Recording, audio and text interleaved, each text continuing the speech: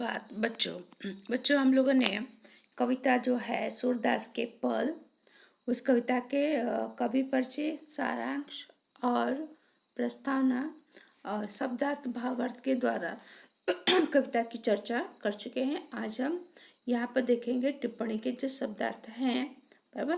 वैसे हम लोगों सब तो कर लिया, बाई चांस कहीं रह गया तो आप लोग सब ने कॉपी में देख करके लिख डालें, बराबर। अनंत अनंत आने दूसरे स्थान पर, बराबर। अनंत आने दूसरे स्थान पर। पंछी आने पक्षी, उसे विहग भी कहते हैं। महात्म आने महानता। ध्यावे आने ध्यान करे। छाड़ी आने छोड़कर। प्यासो आने प्यासा। दुर्मति आने खराब, बुद्धि वाला या मूर्ख। करीला आने कांटो वाला। झाड़ी आने कांटो वाला झाड़ी। चरी आने बकरी। चारू आने सुंदर। लोचना ने आँख। मादक आने नशा युक्त, बराबर। किसी भी तरह का नशा, किसी को चाय का नशा, किसी को कॉफ़ी का नशा, किसी को क्रिकेट का नशा, मतलब कई तरह का इंसान, किसी को गाना सुनने की नशा, किसी को डांस करने की नशा। हर एक अपना अपना बहुत क्या होता है, नजरिया होता है, अपनी इच्छा होती, बराबर। ओके, अब बच्चे आप प्रश्न देखेंगे कि प्रश्न है यहाँ पर निम्नलिखित प्रश्नों के उत्तर एक वाक्य में लिखिए। निम्नलिखित यानी जो नीचे लिखे हुए प्रश्न है उनके एक वाक्य में उत्तर लिखना है। तो पहला जो प्रश्न है कि जहाज का पक्षी उड़कर फिर कहाँ आता है, तो बच्चों इसका आंसर ये होगा कि जहाज का पक्षी उड़कर फिर वापस जहाज पर ही आता है। नेक्स्ट प्रश्न जो है कि सूरदास के मधुकर को करील फल क्यों नहीं भाता, तो बच्चों इसका उत्तर यह होगा कि सूरदास के मधुकर को करील फल नहीं भाता क्योंकि उसने श्री कृष्ण भक्ति का अम्बुज रस चख लिया है, इसलिए उसे करील का फल नहीं भाता है। फिर नेक्स्ट प्रश्न जो है थर्ड प्रश्न, बालकृष्ण के मुख पर किसका लेप लगा हुआ है, तो बच्चों इसका आंसर इस तरह से होगा कि बालकृष्ण के मुख पर, बराबर, किसका लेप लगा हुआ है, तो बालकृष्ण के मुख पर मक्खन का लेप लगा हुआ या किया हुआ है। तो नेक्स्ट प्रश्न जो है सूर्य धन्य क्यों हुए, तो सूर्य धन्य हुए क्योंकि उन्हें भी श्री कृष्ण की दुर्लभ छवि के दर्शन हो गए थे, बराबर। यह बराबर। अब आगे देखते हैं यहाँ पर नेक्स्ट जो प्रश्न है, यहाँ पर नेक्स्ट प्रश्न है कि विस्तार से इसके सभी प्रश्न के उत्तर लिखने हैं। प्रश्न है कि सूर्य ने किन उदाहरणों द्वारा अपनी अनन्य भक्ति भावना प्रकट की है, बराबर। तो इसका आंसर इस तरह से होगा कि सूरदास जी कहते हैं कि मैं तो श्री कृष्ण का कहीं सूरदास जी कहते हैं कि मैं श्री कृष्ण रूपी जहाज का पक्षी हूँ, मैं उन्हें छोड़कर और कहीं नहीं जा सकता। श्री कृष्ण की महिमा भूलकर मैं और किसी देवता का ध्यान भी नहीं कर सकता। श्री कृष्ण जैसी गंगा का जल मिलने के बाद मुझे कुएं का जल पीने की चाह नहीं है।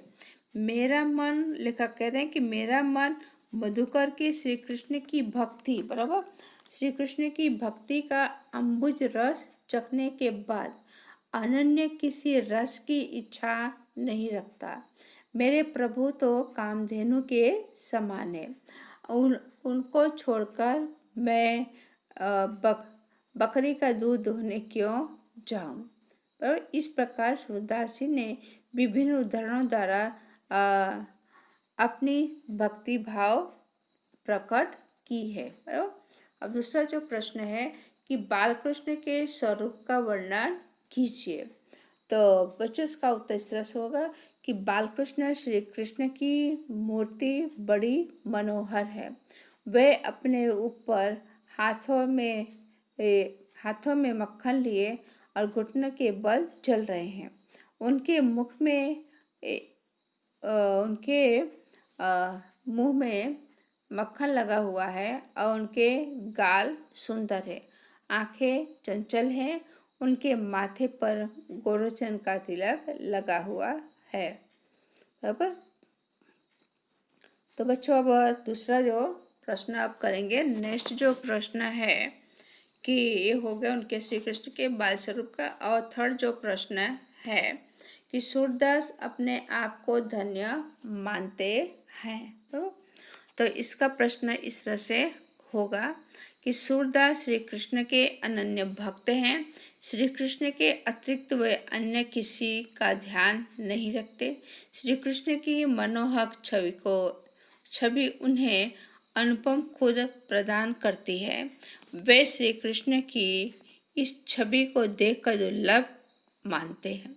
उन्हें अपने प्रभु की इस अनदेखी मूर्ति के दर्शन हुए हैं, इसलिए वे अपने आप को धन्य मानते हैं। अब यहाँ पर बच्चों है जो प्रश्न यहाँ पर दिया हुआ है, तस्मै रूप लिखिए। बराबर। पहले इसके हम सभी शब्द लिख लेते हैं, बाद उसके उत्तर देते हैं। बराबर। क्या है कि तस्मै रूप दीजिए। ओके। तो प्रश्न है यहाँ पर कि जैसे है अनंत। बराबर। क्या शब्द है? अनंत। जिसको क्या लिखना है यहाँ पर? अन्यत्र। आधा न और या और त्र। फिर है पक्षी, पंक्षी का पंक्षी ही रहेगा।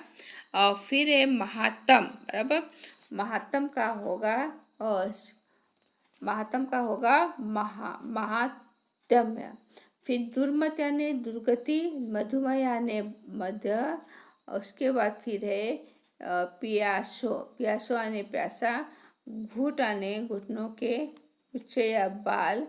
और फिर नंबर बराबर। उसके बाद फिर बच्चों देखते हैं और फिर है दुर्मत यानी दुर्मति। लट आने केस या गुच्छा। मधु आने मध्य। केहर यानी जिसे कहते केसर। बराबर। उस तरह से उसके हुए उत्तर।